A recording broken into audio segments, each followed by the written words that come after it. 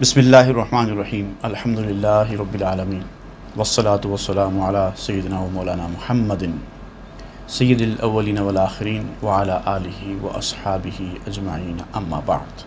مثنوی معنوی مولانا روم۔ آج ہم 42ویں نشست میں داخل ہو چکے ہیں۔ گزشتہ کی نشست میں ہم نے پڑھا تھا، مولانا روم نے جس بات کا تذکرہ چھیڑا تھا وہ یہ تھا کہ جیسے کہ ظاہری رنگ انسان کو ظاہری روشنی کے بغیر نظر نہیں آتے، رات میں کوئی رنگ انسان کو نظر نہیں آتا، اسی طرح باطنی رنگ لطائف غیبیہ کے جو رنگ ہیں وہ بھی باطنی نور کے بغیر نظر نہیں آتے، اور نور کی پہچان، روشنی کی پہچان اس کی ضد سے ہوتی ہے۔ عربی میں بھی کہا جاتا ہے تعرف الاشیاء بازدادها، اور انگریزی میں بھی یہ کہاوت ہے کہ things are known by its opposites۔ تو اس طرح سے ساری دنیا اس حقیقت کو مانتی ہے کہ چیزوں کی پہچان اس کی اپوزٹ سے ہوتی ہے۔ اس پر وضاحت کرتے ہوئے مولانا روم نے بتایا تھا کہ رات آنے کے بعد دن کی پہچان ہوئی، رات میں نور نہیں تھا، روشنی نہیں تھی، دن نکلا، روشنی آئی، تو اس سے ہم کو پہچان ہوئی کہ روشنی کیا چیز ہوتی ہے، اور جب روشنی آتی ہے تب رنگ نمایاں ہوتے ہیں۔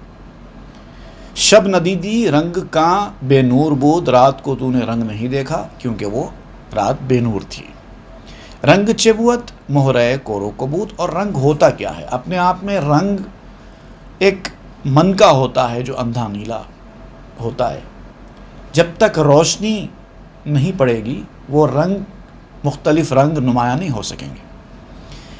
کہ نظر بر نور بود آگہ برنگ، زد بزد پیدا بود چوں روم و زنگ، کیونکہ نور پر نظر تھی پھر رنگ پر نظر پڑی، نور پر نظر ہونے کے بعد رنگ پر نظر ہوتی ہے، اور یہ ایسا ہے جیسے ایک مقابل دوسرے مقابل سے واضح ہوتا ہے۔ جیسے آپ نے مثال دی رومی اور حبشی، روم اور زنگ کہتے ہیں حبشی کو، تو جس طرح سے گریکس اور ایتھیوپینس ایک دوسرے کے ضد کہلاتے ہیں، اپوزٹس کہلاتے ہیں، تو ان سے ان کی پہچان ہوتی ہے، ان سے ان کی پہچان ہوتی ہے، تو ویسے ہی رنگ کے لیے نور ضروری ہے، اور نور کی پہچان رات سے، اندھیرے سے ہوتی ہے۔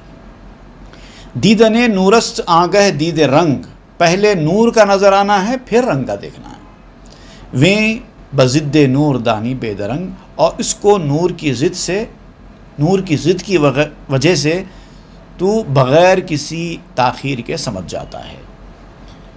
چونکہ ضد آ گئی، پہلے اگر نور ہو، اگر تجھے پتہ چلا کہ اس کو نور کہتے ہیں تو تیری سمجھ میں نہیں آئے گا کہ یہ نور ہوتا کیا ہے، لیکن پھر اس کی ضد آئے گی، رات آئے گی، نور چلا جائے گا، اندھیرا چھا جائے گا، اس کے بعد تجھے پہچان ہوگی کہ ارے نور یہ تھا کہ جس کی وجہ سے مجھے ہر چیز دکھائی دے رہی تھی۔ پھر جب نور آئے گا تو پھر نور کی واضح طور پر پہچان ہو سکے گی، تو بغیر کسی تاخیر کے، بغیر کسی مشکل کے آپ نور کو سمجھ سکتے ہیں۔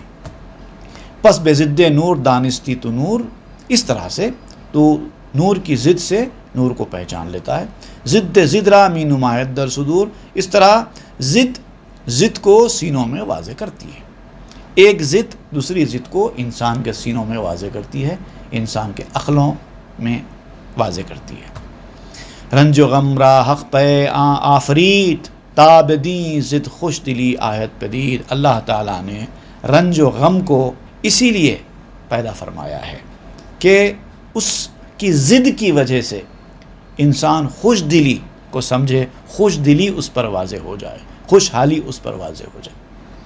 تنگ دستی آئے گی تو خوشحالی واضح ہوگی، رنج و غم آئیں گے تو آرام و آسائش سمجھ میں آئے گا، تکلیف آئے گی تو راحت کیا چیز ہوتی ہے سمجھ میں آئے گا۔ تو اسی لیے اللہ تعالیٰ نے رنج و غم کو پیدا کیا تاکہ رنج و غم کے بعد راحت ملے، اور راحت ملنے پر بندہ اللہ کا شکر ادا کرے۔ ان مع العسر یسرا، تکلیف کے بعد آسانی ہے، مشکل کے بعد آسانی ہے، تو مشکل کے بعد جب آسانی آتی ہے تو اس کو پتہ چلتا ہے کہ آسانی کیا چیز ہوتی ہے. اگر مشکل ہی نہیں آئے گی تو بندہ آسانی کو سمجھ نہیں پائے گا. پس نہانی ہا بزد پیدا شود چونکہ حقرا نیست زد پنہا بود. تو پوشیدہ چیزیں، چھپی ہوئی چیزیں ضد سے واضح ہوتی ہیں. ایک چیز ہوتی ہے چھپی ہوئی ہے، تو ہماری نظر سے، ہماری عقل سے چھپی ہوئی ہے. اس کو سمجھنے کے لیے یہ ضروری ہے کہ اس کی ضد آئے، تب ہم کو سمجھ میں آتا ہے. جیسے کہ ایک اور میں آپ کو مثال دوں، میٹھا ہوتا ہے. اب یہ میٹھا کیا چیز ہے آپ کو سمجھ میں نہیں آئے گا. اس کا نام بھی میٹھا رکھا گیا تب بھی آپ کو نہیں سمجھ میں آئے گا. جب کوئی چیز کڑوا آپ کے سامنے آئے گا، آپ واضح کریں گے کہ اس کو کڑوا کہتے ہیں اور اس کو میٹھا، تب میٹھا آپ کے ذہن میں کلیئرلی بیٹھ جاتا ہے. تو جب تک ضد نہیں ہوگی تب تک اصل چیز سمجھ میں نہیں آ سکے گی.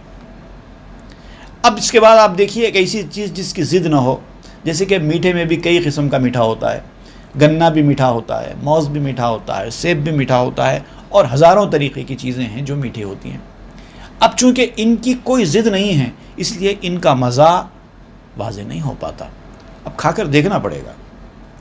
اگر کسی چیز کے بارے میں پوچھوں آپ سے کہ یہ چیز کیسی ہے، تو آپ زیادہ سے زیادہ اتنا ہی کہہ سکتے ہیں کہ یہ میٹھا ہے، یہ کڑوا ہے، یہ کھارا ہے، کیونکہ ان تمام چیزوں کی ضد موجود ہے.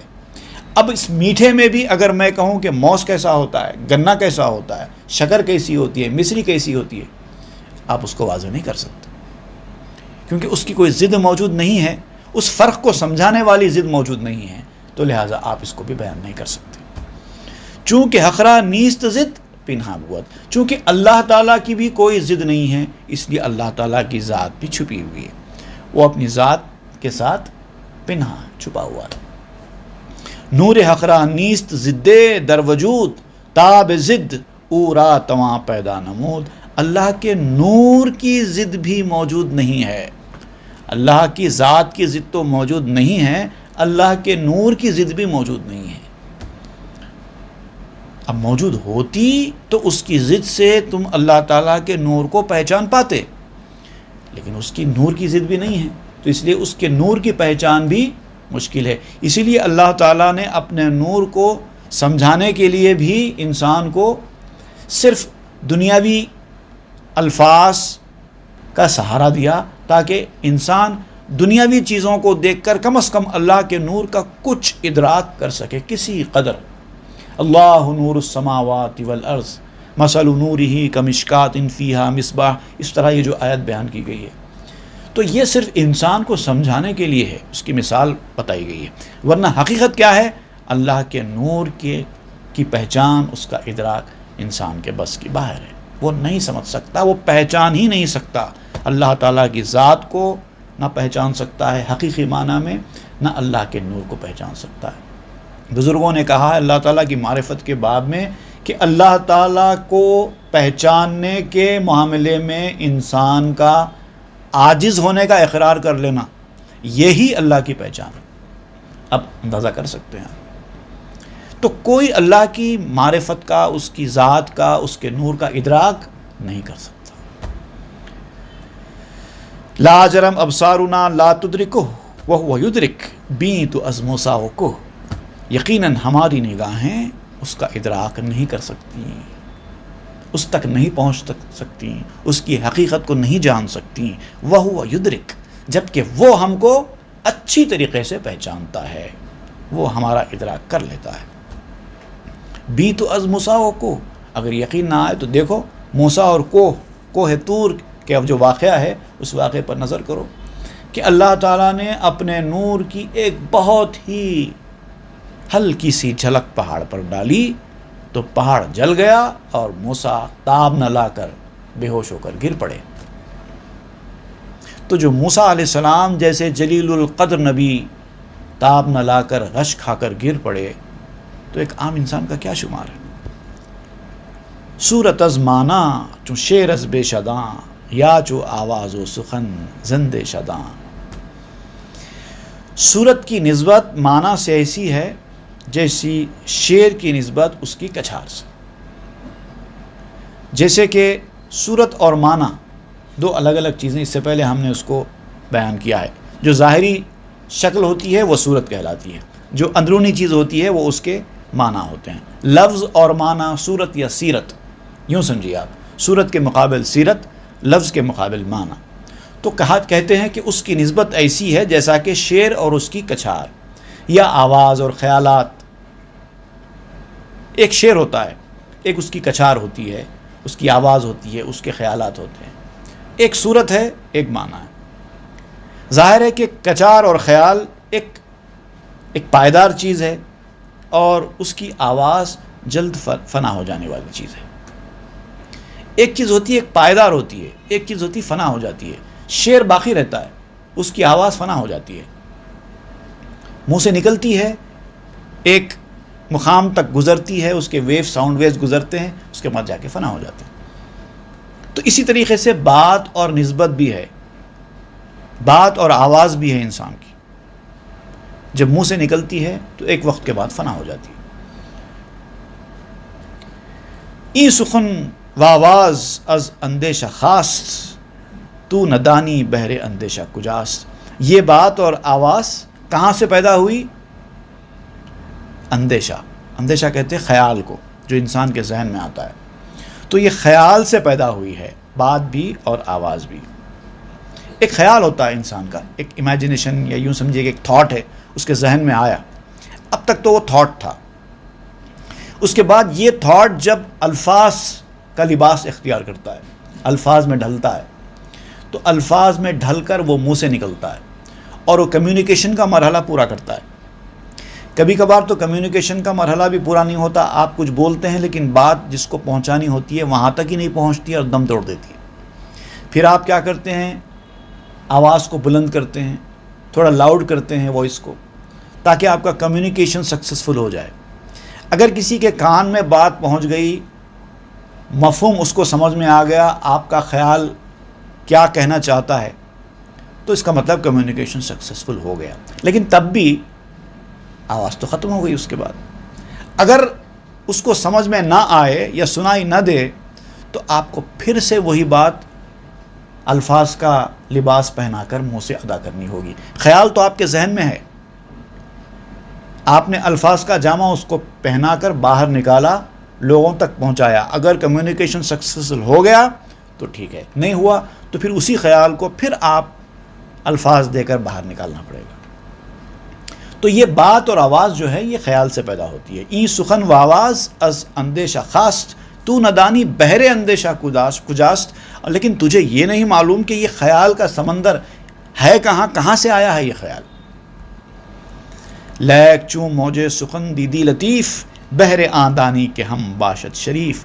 لیکن جب تو نے بات کی موج کو پاکیزہ پایا، لطیف پایا، یعنی جب کسی کے منہ سے کوئی بات نکلتی ہے، اب ایک موج کی شکل میں نکلتی ہے، ایک ویو کی شکل میں نکلتی ہے، تو اب یہ جو بات کی جو ویو ہے یہ اگر پاکیزہ ہے، اچھی بات ہے، خوشگوار بات ہے، فائدہ مند بات ہے، شرافت ظاہر کرنے والی بات ہے، بحر آندانی کے ہم باشد شریف، تو اس کے سمندر کے متعلق بھی تم سمجھ لیتے ہو کہ وہ بھی شاندار ہوگا۔ یعنی بات، جیسے پانی آتا ہے تو سمندر سے نکل کے آتا ہے، تو پانی کو دیکھ کر آپ اندازہ کر سکتے ہیں کہ سمندر کیسے ہوگا، یا کسی ندی سے یا نالے سے پانی آتا ہے۔ اگر پانی شفاف ہے تو آپ کو پتہ چلتا ہے کہ یہ لیک یا یہ جو بھی ٹینک وغیرہ جو بھی ہے اس کا پانی اچھا ہے، تو ٹینک کی تعریف ہوتی ہے کیونکہ وہ ٹینک سے آیا ہے۔ اسی طرح خیال کی جو ویوز ہیں وہ جب آپ کے منہ سے نکل کے آتی ہیں، اگر اچھی ہوتی ہیں، پاکیزہ ہوتی ہیں، تو آپ یہ سمجھ جاتے ہیں کہ یہ جو خیال کا سمندر ہے یہ بھی پاکیزہ ہے۔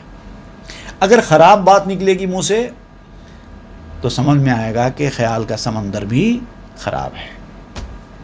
چون ز دانش موج اندیشہ بتافت، جب عقل سے، چون ز دانش موج اندیشہ بتافت، دانش سے جب خیال کی، اندیشے کی موج نمودار ہوئی، خیال سے نکل کر الفاظ کا لباس پہن کر یہ موج نمودار ہوئی۔ السخن و آواز و صورت، السخن و آواز او صورت بساخت، تو اس نے بات اور آواز کی صورت اختیار کی۔ یہ مرحلہ بیان کر رہے ہیں۔ پہلے عقل سے خیال کی موج نکلتی ہے، پھر وہ سخن یعنی بات اور آواز کی صورت اختیار کر کے باہر نکلتی ہے۔ السخن صورت بزاد و باز مرد، موج خدرہ باز اندر بحر برد۔ بات سے صورت پیدا ہوئی اور پھر مر گئی، جیسا کہ میں ابھی بیان کر رہا تھا۔ خیال الفاظ کی شکل لیا، الفاظ باہر نکلے، یعنی بات سے صورت پیدا ہوئی، الفاظ کی صورت پیدا ہوئی اور پھر ایک وقت کے بعد مر گئی۔ اور یہ جو موج ہے جو مر گئی پھر واپس اپنے سمندر میں چلی جاتی ہے، یعنی خیال میں چلی جاتی ہے۔ یعنی یہ ایک ریسائیکل ہے، کیونکہ دنیا کی ہر چیز ریسائیکل کے مرحلے سے گزرتی ہے۔ دنیا کی کوئی چیز وہاں نہیں جاتی، وہاں کی کوئی چیز یہاں نہیں آتی، وہاں سے آنے والی صرف ایک ہی چیز ہے اور وہ روح ہے جو پھر واپس چلی جائے گی۔ باقی اس سے ہٹ کے جو کچھ ہے انسان کا جسم اور جو دنیا میں ہے، جو یہاں پیدا ہوا ہے، یہاں نکلا ہے، وہ یہیں ختم ہونے والا ہے، پھر ریسائیکل ہوگا۔ تو اس طرح سے موج بھی اپنے آپ کو پھر سمندر میں لے کے چلی جاتی ہے۔ صورت از بے صورت آمد برون، تو گویا کہ ایک صورت ایک بے صورت سے پیدا ہوئی، صورت ایک بے صورت سے پیدا ہوئی۔ خیال بے صورت تھا، اب جب الفاظ کا جامہ اس نے پہن لیا، الفاظ کا لباس اس نے پہن لیا، اب منہ سے بات نکل گئی تو ایک صورت پیدا ہو گئی اس کی، اور پھر وہ صورت فنا ہو جاتی ہے۔ باز شد کہ نا الیہ راجعون، اور پھر لوٹ جاتی ہے یہ کہتے ہوئے کہ ہم اسی کی طرف لوٹنے والے ہیں۔ پس ترا ہر لحظہ مرگو رجاتیست، مصطفیٰ فرمودہ دنیا ساعتیست۔ تو یاد رکھنا چاہیے کہ ہر لمحہ، ہر لحظہ، مرگ یعنی کہ موت، اور رجعتے واپسی، رجوع کرنا، رجعتیست یعنی ہر لحظہ تیرے لیے موت ہے اور واپسی ہے۔ یعنی انسان ہر لمحہ کسی نہ کسی اعتبار سے مر رہا ہے اور پھر جی رہا ہے۔ یہ مرحلہ چلتا رہتا ہے انسان کی زندگی میں، ہر چیز انسان کی مرتی جاتی ہے اور پھر جیتی جاتی ہے۔ مصطفیٰ فرمودہ دنیا ساعت، جیسا کہ حضور صلی اللہ علیہ وسلم نے بھی فرمایا ہے کہ دنیا اصل میں ایک گھڑی کی ہے، لمحے کی ہے۔ اب یہ اگر میں سائنٹیفک سٹائل میں اگر آپ کو لیکچر دینے لگوں تو بہت ساری باتیں میں بتا سکتا ہوں کہ کیسے کیسے انسان کا جسم بھی موت اور زندگی کے مرحلوں سے گزرتا رہتا ہے۔ پرانی چیزیں جاتی ہیں، نئی چیزیں آتی رہتی ہیں، پرانا اسکن نکلتا ہے، نیا اسکن پیدا ہوتا ہے، پرانا خون جلتا ہے، نیا خون پیدا ہوتا رہتا ہے۔ اس طرح سے مثالیں دوں تو بہت طویل ہو جائے گی بات، لیکن فرمان رسول اللہ صلی اللہ علیہ وسلم ہے کہ دنیا ایک ساتھ ہے، ایک ساتھ ہے، بس لمحے کی دنیا ہے، ہر چیز فنا ہو جاتی ہے پھر پیدا ہوتی ہے۔ اسی لیے تو احادیث میں ہم کو حکم دیا گیا ہے کہ جب ہم سو جائیں اور سو کر نیند سے بیدار ہوں تو یہ دعا پڑھا کریں، الحمدللہ الذی احیانا بعد ما اماتنا۔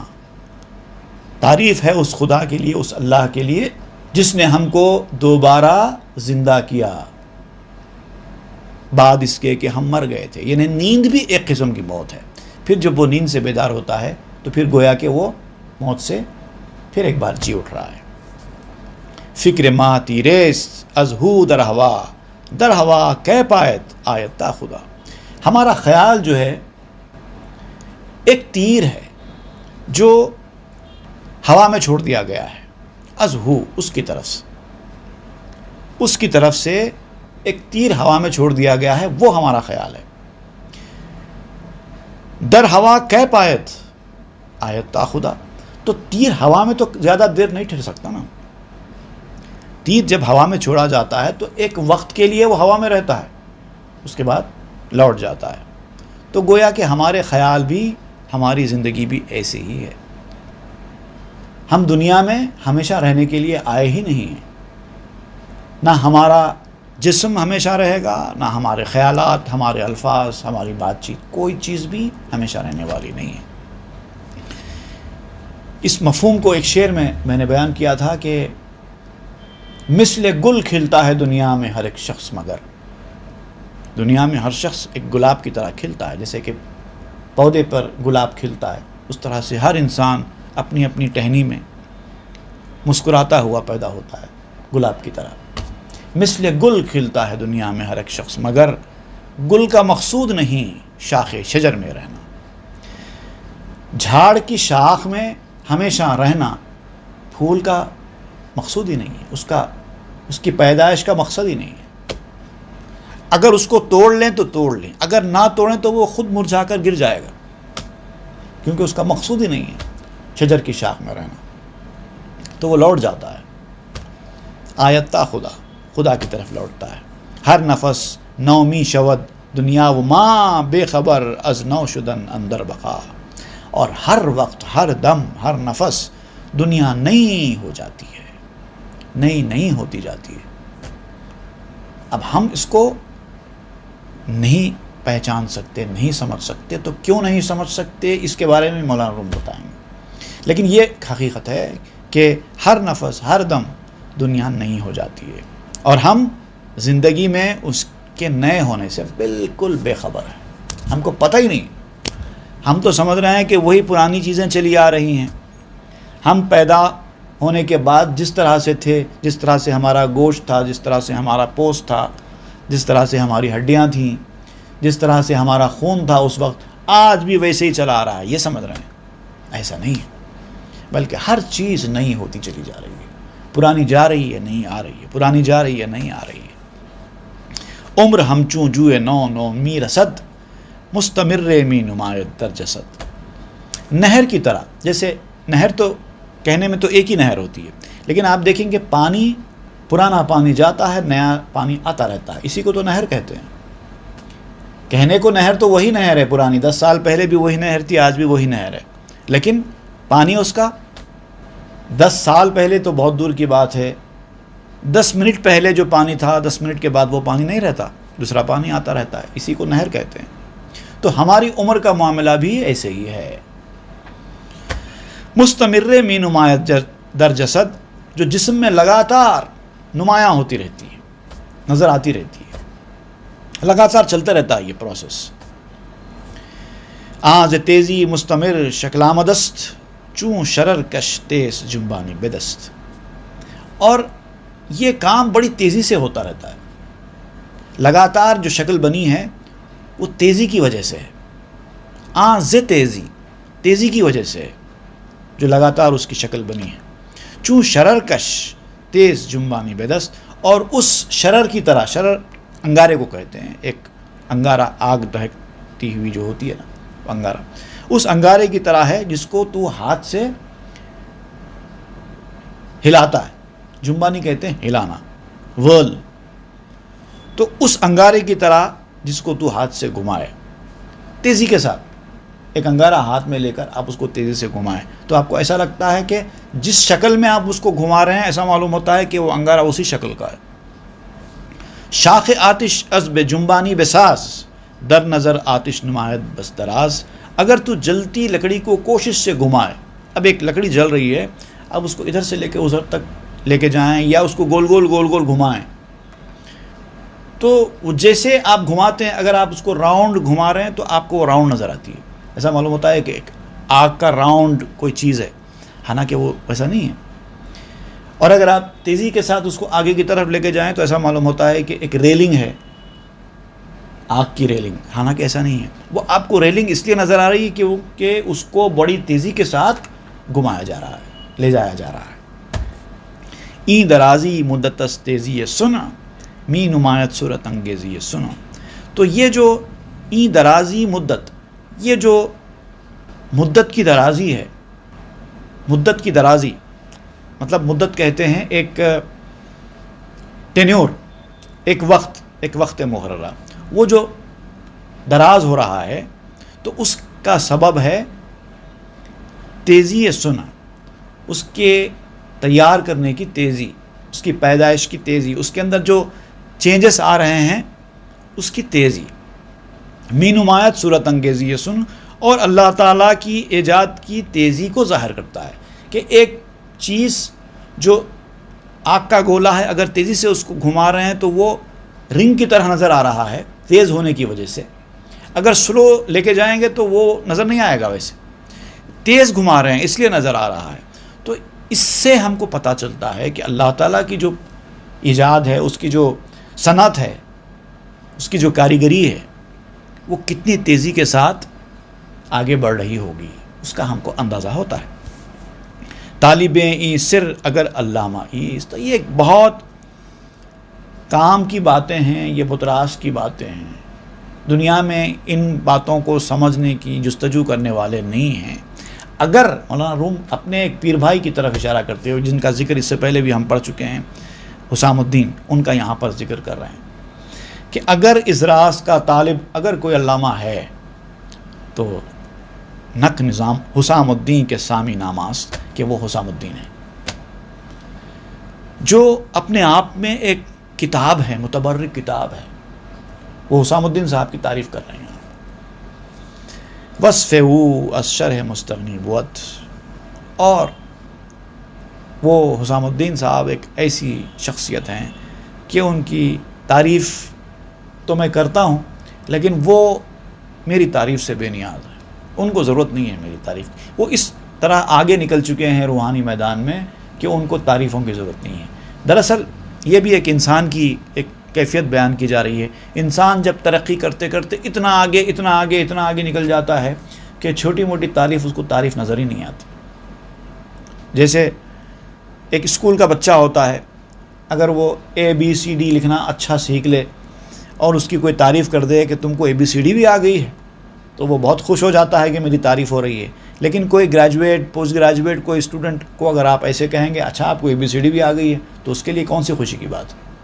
تو جو ترقی کرنے والا بندہ ہوتا ہے، جو آگے نکل چکا ہوتا ہے، وہ چھوٹی موٹی تعریفوں کو خاطر میں نہیں لاتا، اس کو ان چیزوں کی ضرورت ہی نہیں ہے، لائٹ لیتا ہے، تو بے نیاز ہو جاتا ہے وہ کسی تعریف سے، وہ پرواہ ہی نہیں کرتا، نہ تعریف سے اس کو خوشی ہوتی ہے، نہ مذمت کا اس کو کوئی غم ہوتا ہے، کوئی فکر مند ہوتا ہے، وہ کیونکہ وہ بہت آگے نکل چکا ہے، اب ان کو ان چیزوں کی کوئی ضرورت نہیں ہے۔